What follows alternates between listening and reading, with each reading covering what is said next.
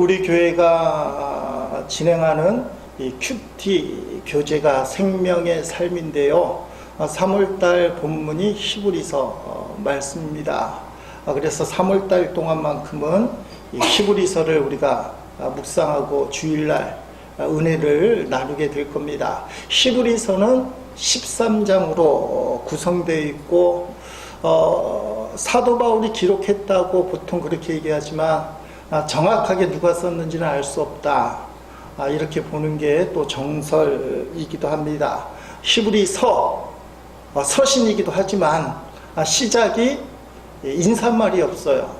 편지는 인사말이 있어야 됐는데 인사말이 없어요. 끝부분에 가면 편지 형태로 마무리를 짓는 걸 보게 됩니다.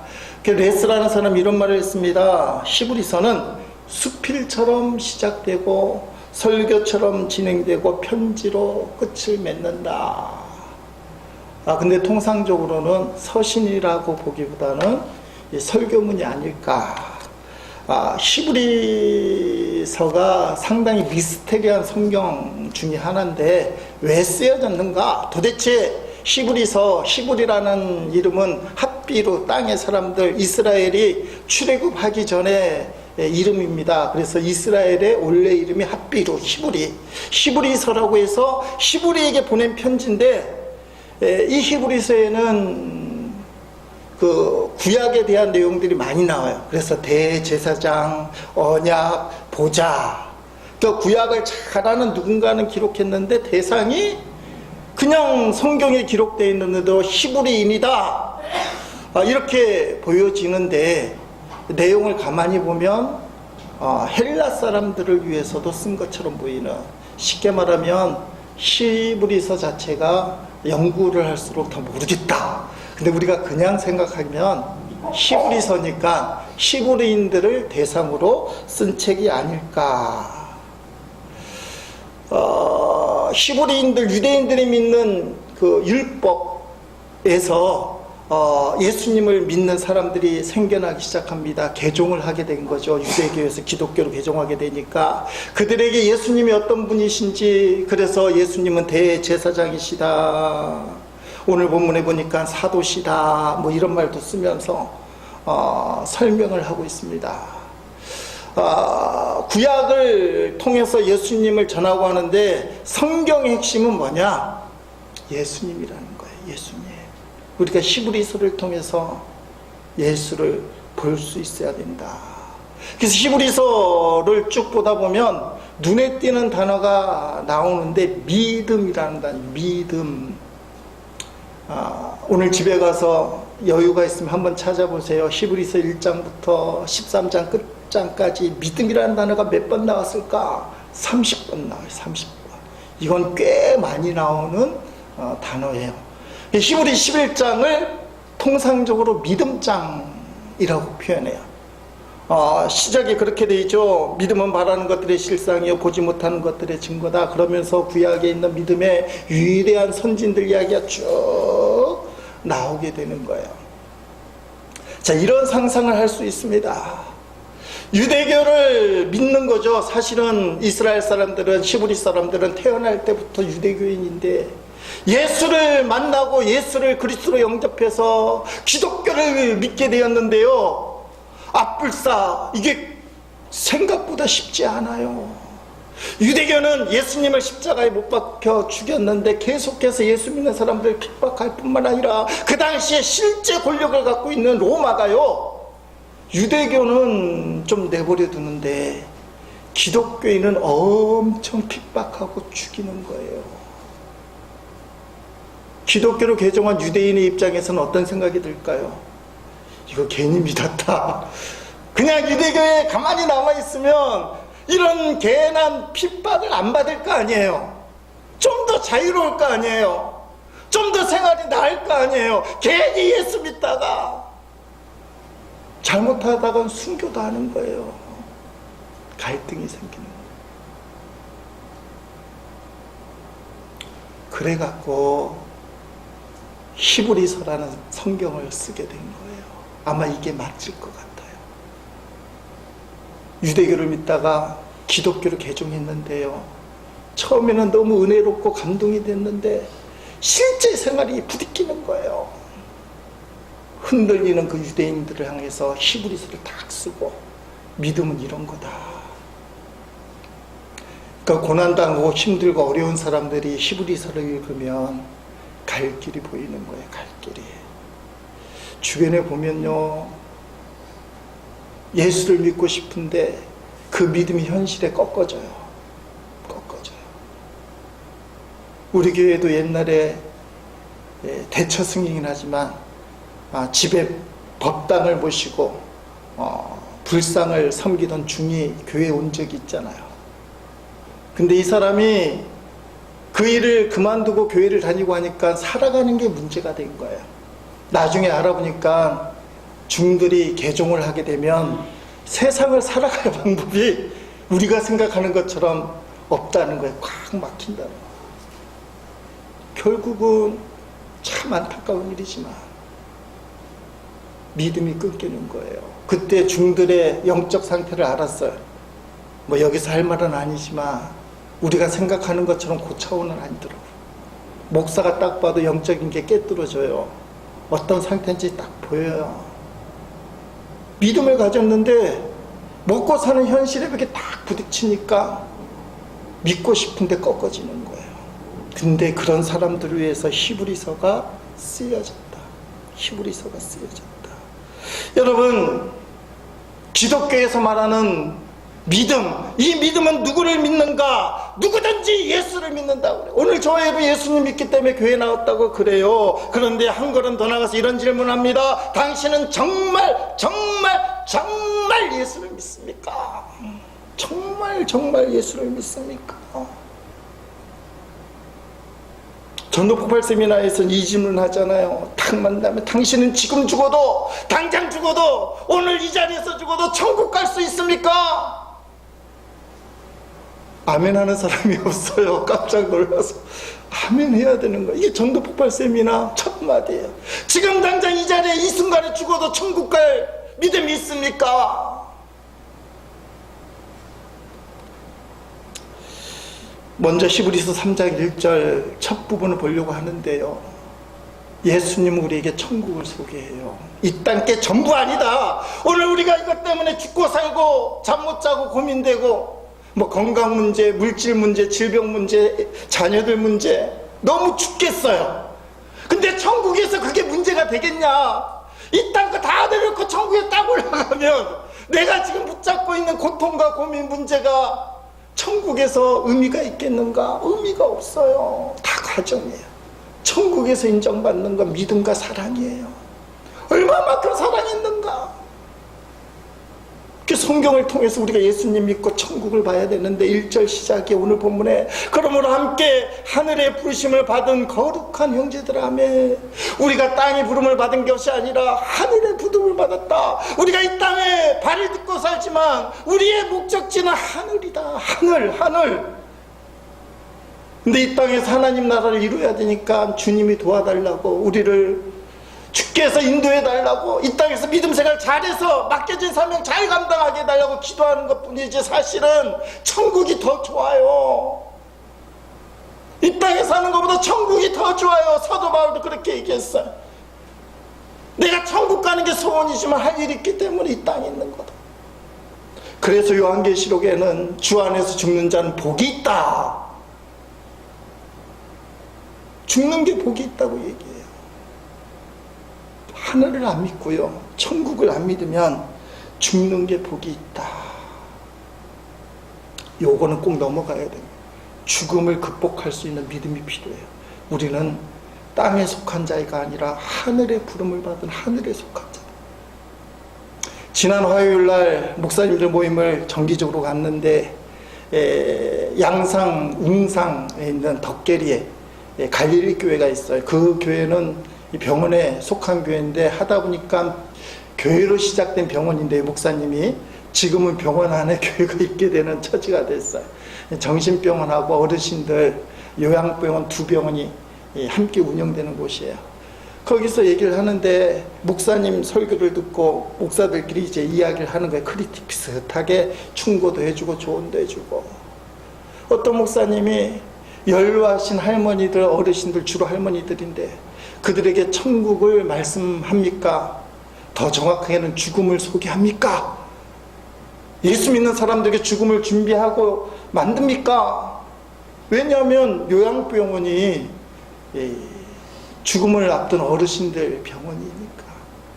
목사님이 사실은 별 말씀을 안 해요. 어떤 목사님이 강력하게 그 어르신들에게, 죽음을 앞둔 어르신들에게 천국 복음을 확실하게 말해야 됩니다, 이렇게 얘기를 했는데요, 많은 목사들이 의외로 죽음 너머의 천국을 이야기하기 힘들어요. 그냥 천국은 얘기하지 마. 왜 그러냐면 죽어야 천국 가니까, 죽음을 통과해야 천국을 가니까 죽음 자체가 싫은 거예요. 이게 중요한 포인트예요. 목사들도 천국을 설교하고 믿는다고 얘기하지만 생각하기가 싫어. 왜냐하면 죽는 거니까. 심각하게 생각하지 않아요. 깊이 생각하지 않아요. 여러분, 이 전환점이 있어요. 죽음을 깊이 생각해요. 제가 그런 말 했어요. 목사님이 이 요양병원에서 목회를 하는데요, 목사님이 죽음을 확신하지 않으면 성도가 죽을 때 성도 수가 줄어드는 것만 걱정하지 저 영혼이 천국 가서 기쁘다, 이 마음을 들지 못할 겁니다. 그러면 죽을 때까지, 표현이 좀 그렇지만 천국 설교 못합니다. 왜냐하면 교인들이 죽으면 천국 가지만 눈에 보이는 교인 수가 줄어드니까 천국이 오히려 거부감이 느껴질 수도 있다고 얘기를 드렸어요. 근데 참 어폐가 있다는 건 알아요. 성도가 탁 죽으면 할렐루야, 이 땅에서의 수고와 고생을 다 끝나시고 하늘의 영원한 품에 안기셨고 하나님 감사합니다, 믿음을 잃지 않고 달려갈 길을 끝까지 달려가도록 도우시고 하나님 이 영혼을 품어주셔서 예수 믿고 천국 가게 하신 너무 감사합니다. 이 설교가 사실은 요양병원에 있는 목사님에게 나와야 되는 거예요. 근데 이 천국에 대한 믿음이 없으면요, 목사조차도 교인이 죽으면 겉으로는 장례 예배를 드리지만 마음이 씁쓸한 거예요. 교인 수가 줄었구나. 눈에 보이는 게 전부처럼 보이니까. 제가 가끔 제 얘기 하는데요, 우리 집사람은 18번 좀 하지 말라 그러는데, 제가 신학교까지는 천국을 안 믿었어요. 정확하게는 그때는 사회 정의에 불타오르고요, 이 땅에서 이 불의한 현실에서 예수 믿는 믿음으로 사랑을 행하고 의롭게 살고 믿음의 투쟁을 하다가 하나님 나라 이 땅 이루다 살면 그만이지, 죽어서 천국이 없다고 예수님을 원망할 거냐? 아니다. 멋지게 이 땅에서 살다가 혹시 죽어서 천국이 있으면 그건 보너스라서 감사할 일이지, 천국이 뭐가 중요하냐? 목사님들 강단에서 천국이 있다, 천국이 없으면 우리의 믿음이 헛되다 얘기하면 아닙니다. 이 땅이 전부인데 이 땅에서 잘 살아야 천국도 필요한 것이. 신학교 졸업하고요, 여수에서 교육전도사 할 때 우리 어머님 소천하셨는데 장례식을 행하는데 이상한 확신이 들어요. 천국이 없으면 인생이 무슨 의미가 있을까? 천국이 없으면 무슨 의미가 있을까? 특히 예수 믿는 사람들에게 마음에 확신이 드는 거예요. 천국은 있다. 천국은 있다. 그때부터 천국을 확신하는 거예요. 지금은 그 이상한 확신 때문에 천국을 믿는 것이 아니라 단순해요. 성경에 우리의 육신의 장막을 벗고 들어갈 곳이 천국이기 때문에, 성도는 천국이기 때문에, 말씀 때문에 천국을 확신하는 거예요. 여러분, 예수 믿고 죽으면 우린 천국 가요. 누가 천국을 갑니까? 죽어서 가는 게 맞아요. 죽어서 가는 게 맞다고, 죽음이 두렵다고 천국을 깊이 생각하지 않고, 사실은 그런 신앙을 갖게 되면 겉도는 신앙이에요. 겉도는, 자기는 확실하다고 얘기하지만 늘 불안해요. 내가 죽은 다음에 어디 갈지 모르니까. 오늘 본문에 하나님이 하늘에서 우리를 부르셨다. 이 땅에서 부른 게 우린 천국을 다 보고 가는 거예요. 저는 우리 제1의 식구들이 이 천국에 대한 확신만큼은 절대로 흔들리지 않아요. 누가 지나가는 사람이 전도 폭발sem이나 전도 방법으로 지금 당장 이 자리에서 죽어도 천국 갑니까? 아멘. 그렇게 할 수 있길 바랍니다. 그런데 여러분, 나이가 들수록 이게 쉽지 않아요. 천국은 보이는데 자기가 더 커 보여요. 할머니 군사님들에게 제가 가끔 똑같은 질문을 해요. 권사님, 지금 죽으면 천국 갈 수 있겠습니까? 아이고 목사님, 저 같은 죄인이 어떻게 천국 가요?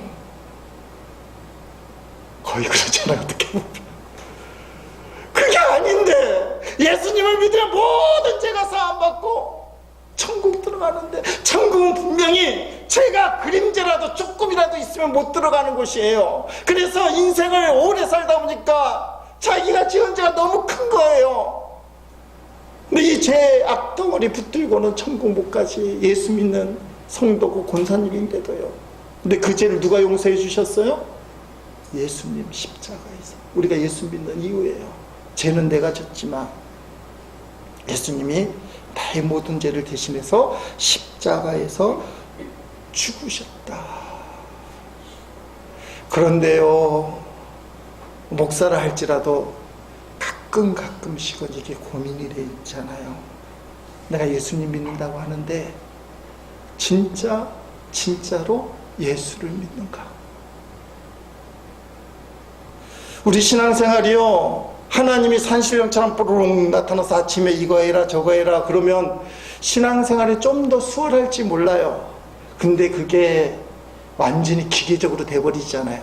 그래서 신앙생활은 성령의 감동으로 하는 거예요. 말씀을 받으면서 뭔가 손에 잡히지는 않지만 주님이 살아계시는구나, 마음에 감동이 있고, 그래서 주님 뜻대로 살기를 몸부림쳐요. 때로는 주님이 안 보이기 때문에 죄도 짓고 나쁜 짓도 하지만 어느 순간에 주님이 나를 이끌어 주셔서 나쁜 길을 가면 안 되지, 주님이 원하는 길을 걸어야지, 이런 마음으로 신앙생활을 해요. 그런데 어느 순간에는 내가 진짜 예수를 믿는가? 오늘 본문이 그 말을 하는 거예요. 예수를 믿는가가 아니라 오늘 본문 1절 후반절에 예수를 깊이 생각해봐라. 깊이 생각할수록 신앙생활은 구체화되고 실제화가 돼요. 건성 신앙생활하면요, 오히려 그게 독이 돼요. 요새 느끼는 거예요. 그럴듯하게 눈에 보이는 건 다 잘하는 목사인데요, 근데 실제로는 생동감이 없고 감동이 없고 눈물이 없을 때 악하고 게으르다는 거예요. 더 문제는 본인이 그걸 몰라요. 건성 대충 모든 걸 한다고 생각하니까 자기는 잘못한 게 없다는 메마른 상태. 언젠가 말씀드린 기억이 있는데 작년쯤에 있었던 일인 것 같아요. 해오름교회 어떤 부목사님이요, 부산 하단에 있는 감리교회인데 수요예배를 설교를 하는데 이 말을 했다는 겁니다. 첫 마디가, 여러분, 저는 일주일 동안 예수님 없이 살았습니다. 안 놀래서 감사합니다. 목사님이요, 수요예배 설교를 하는데 예수님 없이 살았대요. 기도도 하고요, 주일 예배도 드렸고요, 설교 준비하려고 성경도 펼쳤는데요, 예수님 없이 살았대요. 공감이 가요. 겉보기에 신앙생활을 잘했어요. 문제없이 감당했어요. 책임감 때문에, 목사라는 직분 때문에 눈에 보이는 기도생활, 예배생활, 성경 피고 설교 준비도 했어요. 근데 내린 결론은 그 목사님이 솔직한 거예요. 난 예수 없이 살았어요. 근데 왜 그 설교를 합니까? 그걸 깨달았다는 거예요. 그걸 깨달았다. 강력한 메시지 아닙니까? 목사도 예수 없이 신앙생활을 할 수 있는데요, 여러분은 지난 일주일간 예수님하고 신앙생활 했는지 건성건성 하기는 했는데요. 오늘 본문이요, 너의 신앙생활을 깊이 얼렁뚱땅 하지 말고 깊이 좀 생각해 봐라. 제 경험으로 보니까 건성건성 신앙생활 할 때의 특징이 세 가지가 있어요. 첫째는 생기가 없고요, 두 번째는 감동이 없고요, 세 번째는 눈물이 없어요. 그래서 건성건성 대강대강 할 때 일부러 생기를 내려고 하고요, 하나님 감동을 달라고 하고 눈물을 달라고. 제가 느끼는 세 가지 조건은 그거예요. 내가 지금 예수님과 함께 동행하는가, 아니면 대충 하고 있는가는 생기가 있는가, 감동받고 있는가, 눈물이 있는가. 어떤 교회 주일 낮 예배 때 우리처럼 사도신경을 고백하는데요, 나이 드신 할머니 오건사님이 사도신경만 고백하고 하다가 갑자기 하고 우는 거예요. 첫 주일에는 뭐 그러려니 했더니 이게 계속되는 겁니다. 그 사람들이 궁금하잖아요. 오건사님 왜 주일날 예배 시간 때 신앙 고백할 때마다 웁니까? 우리 오씨 조상이 예수님을 십자가에 못 박아 죽였대. 아니 왜 오씨가 예수님을 십자가에 못 박아 죽였어요?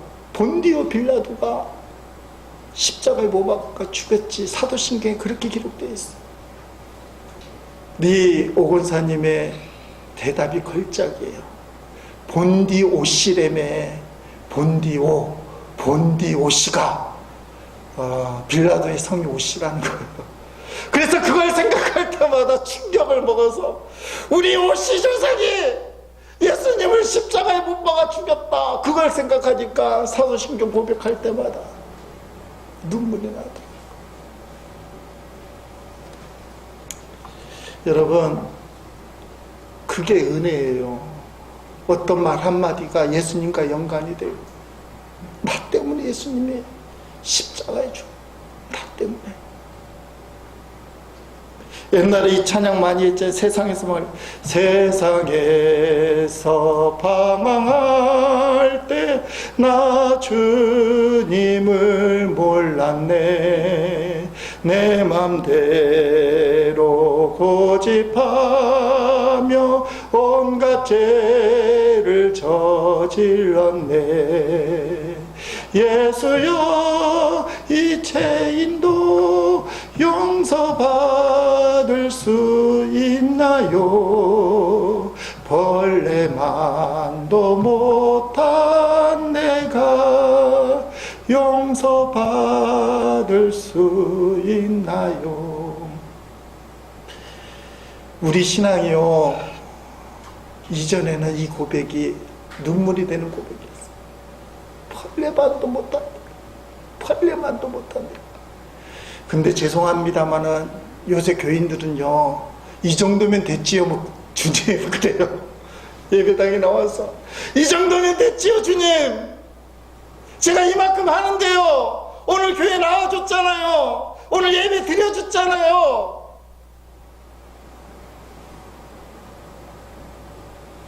그래서 은혜가 없는 거예요.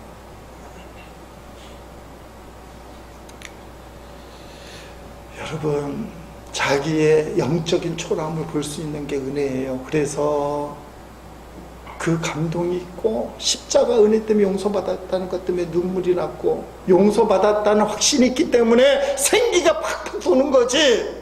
내가 잘했기 때문에, 내가 이 정도 했기 때문에 주님 알아주세요, 이것 갖고는 사실은 뭔가 찝찝한 거예요. 그래서 제대로 된 신앙생활을 못하고 은혜로운 신앙생활을 못해요. 기억해야 될 것은, 예수 믿고 죄를 져도 그건 예수님 십자가에 다시 못 박는 거하고 똑같은데요, 그때도 우리가 죄책감은 느끼지만 믿음은 내려놓으면 안 된다는 거예요. 우리가 예수 믿고 구원받고 그런데도 또 죄를 짓는다고 해서 하나님 아버지가 우리를 포기합니까? 내팽개칩니까? 모른 척합니까? 아니에요. 예수 그리스도의 피로 맺어진 하나님과 우리의 관계는 부자관계예요. 부녀 관계예요. 아버지와 자식의 관계예요. 이거는 피로 맺힌 관계이기 때문에 끊을 수가 없어요. 비록 내가 죄를 짓는다고 말을 않는다고 하고 때로는 내 마음대로 뛰쳐나간다고 해도 하나님 아버지와 나의 관계는 끊을 수가 없어요. 이게 성경이라는 거예요. 그리고 한 걸음 더 나가면 예수를 믿게 되면요, 예수님이 내 안에 싹 계셔요. 근데 내가 예수님을 신경질나게 한다고 해서 예수님이 뛰쳐나가시느냐? 그때도 계셔요. 성경에 여러 군데 그 말씀이 있지만 두 군데 정도 찾아보려고 합니다. 예수님 믿을 때 예수님이 내 안에 계신다. 골로새서 1장 27절을 보니까 이렇게 표현되어 있습니다. 하나님이 그들 하여금 이 비밀의 영광이 이방인 가운데 얼마나 풍성한지 알게 하려 하십니다. 이 비밀은, 이건 비밀이에요. 너희 안에 계신 그리스도다. 영광이 소망이다. 이건 비밀이에요. 찾는 사람이 아는 거예요. 요한일서 4장 4절에 자녀들아 너희는 하나님께 속하였고 또 그들을 이겼나니 이는 너희 안에 계시니 세상을 잇는 자보다 크십니다. 세상보다 크신 분이 예수님인데 너희 안에 계시다. 이게 말씀이에요. 우리가 믿는 건 말씀이에요. 느낌이나 어떤 감정이 아니라 말씀을 믿어요. 제가 그렇게 강조하잖아요.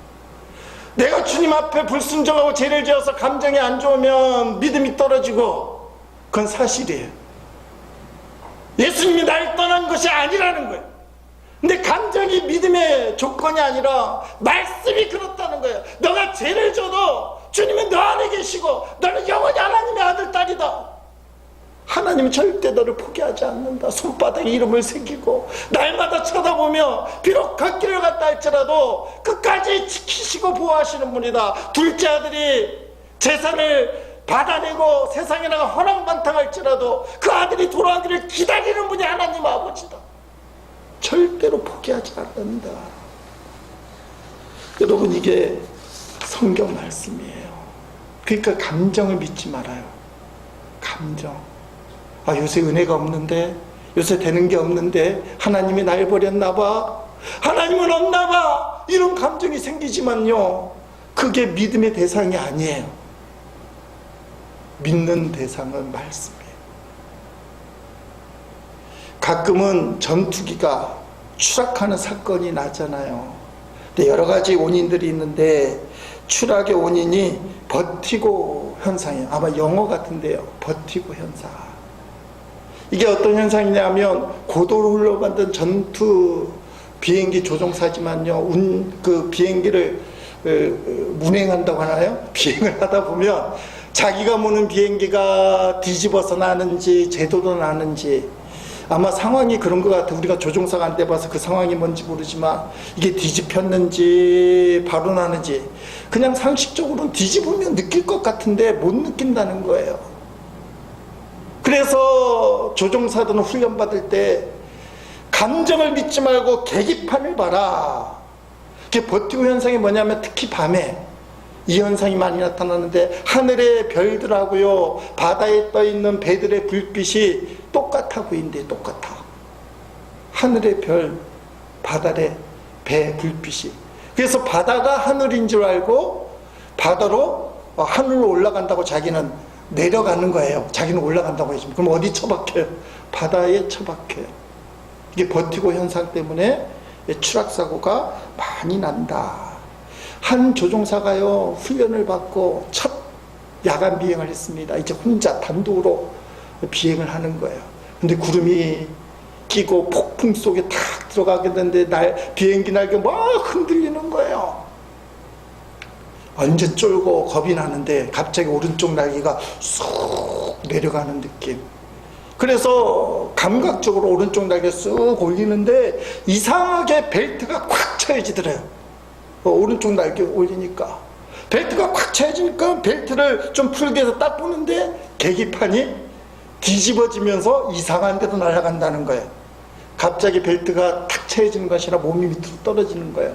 아마 조종사들이 그게 참 안 되나 봐요. 깜짝 놀라고 그때 교관, 훈련시키는 교관의 말이 생각해. 야, 느낌을 믿으면 죽어. 계기판대로 해야 살아. 절대로 느낌대로 비행하지 말고 계기판이 시키는 대로 해야 돼. 등골에 식은땀이 쫙 흐르면서 계기판 대로 비행기를 다시 원상복귀시켰어요.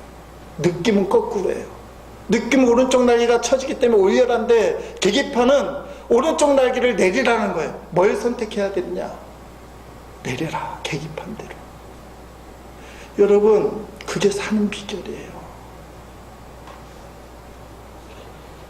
감정이 아니라 말씀을 봐야 돼요. 말씀. 하나님의 말씀. 여러분, 내가 죄를 짓고 삐뚤어게 나가고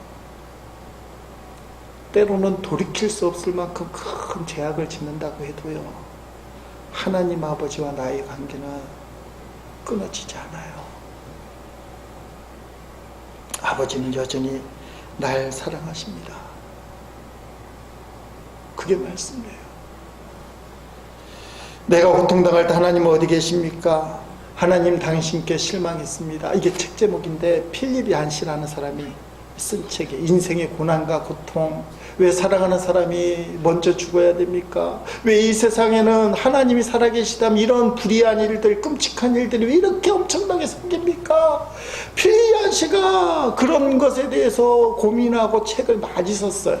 혹시 그런 고통의 문제, 불의의 사건의 문제가 관심 있는 분들은 한번 보세요. 제 책장에도 책이 엄청 많으니까. 근데 지난 주간에 하나님 나는 당신께 누굽니까? 이 필립 얀시의 다른 책인데요. 성경을 좀 해석하는 책인데요. 근데 그 책에 이 분의 인생 결론을 이렇게 짓고 있습니다. 거기에는 세상의 고통과 비참함에 대해서 필립 얀시가 이렇게 나는 모른다. 솔직히 많은 연구를 해본 후에도 성경은 해답을 주지 않는다는 결론을 내렸다. 신실한 분이에요. 책 제목은 좀 비관적으로 썼지만 그래도 하나님은 살아계시니까 성경을 연구하면서 고통의 문제, 불의의 사건의 문제에 대해서 답을 찾는데요, 좀 충격적이잖아요. 한마디로 모르겠다. 하나님이 살아계신데 왜 그런 일이 생긴지 모르겠다. 근데요, 그 다음에 좀 있으면 이런 말을 해요. 하나님은 돌보시는가? 라는 질문에 대해 내가 알고 있는 해답은 한 가지뿐이며 내게 있어 이 해답은 결정적인 것이다. 예수께서 그 해답이시다. 예수께서는 고통의 문제에 결코 철학적인 해답을 주려 하지 않으셨으며 오히려 실존적인 해답을 주셨다. 나로서는 좋지 않은 일이 일어나는 이유를 그분에게서 알 수는 없다. 그렇지만 하나님께서 그 일에 대해 어떻게 느끼시는가를 알 수 있다. 예수께서는 하나님께 얼굴을 보이시며 그 얼굴을 눈물로 얼룩져 있다. 알려고 했더니요, 철학적인 답은 없대요. 이성적인 답은 얻을 수가 없대요. 알 수 없다는 거예요. 근데 실존적으로는 알 수 있다는 거예요. 이건 실존적이라는 존재적인 느낌.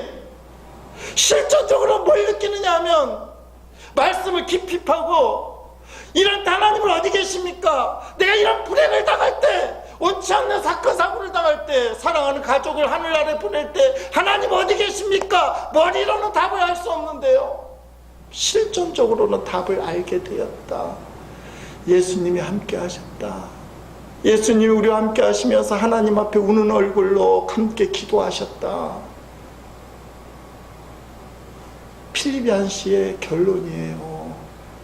에이, 목사님, 그게 무슨 답입니까? 분명한 명제가 있어야지.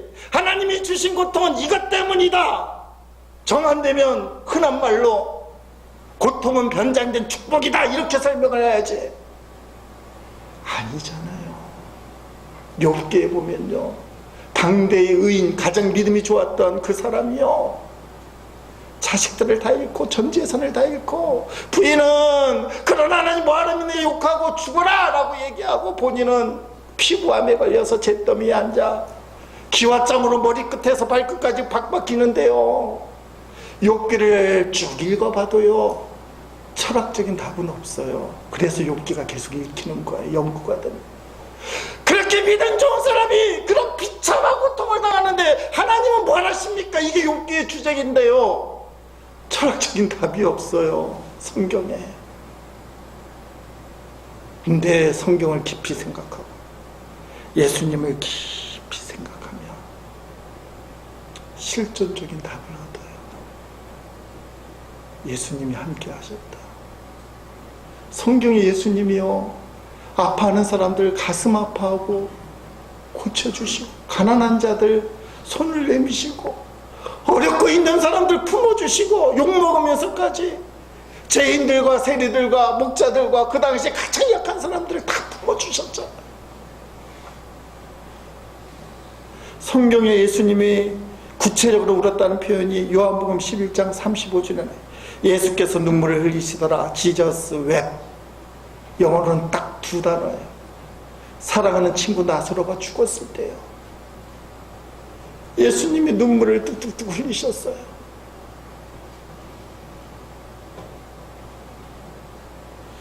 히브리서에도 예수님이 우셨다는 표현이 나옵니다. 히브리서 5장 7절에 보면 이런 말씀이 있어요. 그는 육체에 계실 때에 자기를 죽음에서 능히 구원하실 이에게 심한 통곡과 눈물로 강구와 손을 올렸고 그의 경건하심 말미암아 들으심을 얻으리라면, 이건 십자가를 앞에 두고요, 겟세마네 동산에서 땀이 핏방울이 될 정도로 기도할 때 하나님 아버지 앞에 통곡하면서 눈물로 기도했다는 거예요. 왜요? 십자가 때문에 육신을 입고 와서 십자가 지는 게 너무 고통스러워서 울지만, 그러나 내가 이 사명을 감당해야 저 인간들을 구원할 수 있습니다.